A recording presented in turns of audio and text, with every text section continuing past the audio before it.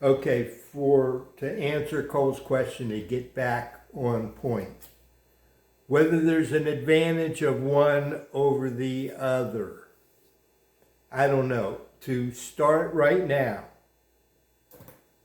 in 2025, today,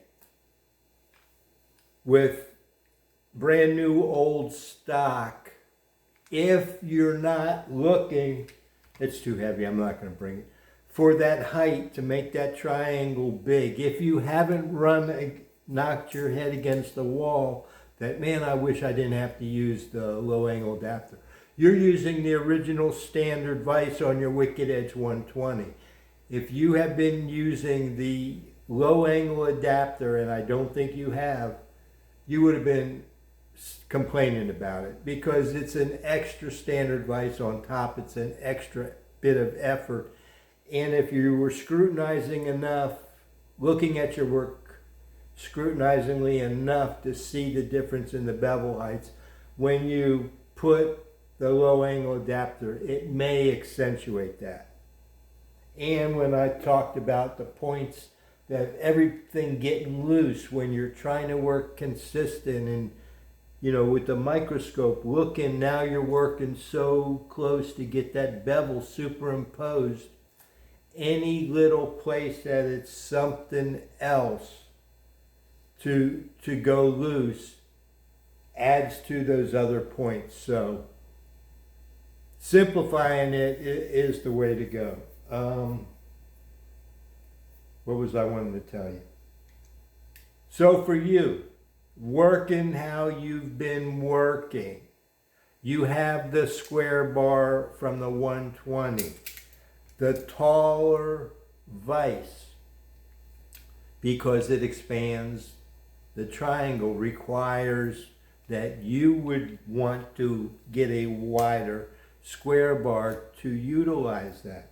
Well, if you're not needing to do all that stuff and you haven't had a problem with the low angle adapter, then the place for you to go is with the standard vise, and the standard vise is upgradable to this because they're the same footprint, and the standard vise has the can hole underneath it if you bought the Wicked Edge 60, or if you get the standard vise upgrade with the riser, or you get a standard vise without anything, the new dual cam vise without anything, and get a riser from me that lets this fit in there.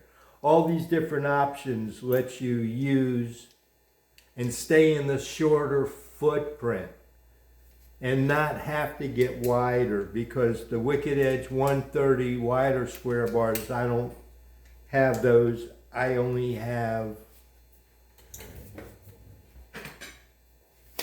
the aftermarket steel square bars that I have, that if you tell me how long you want, I can cut it for you.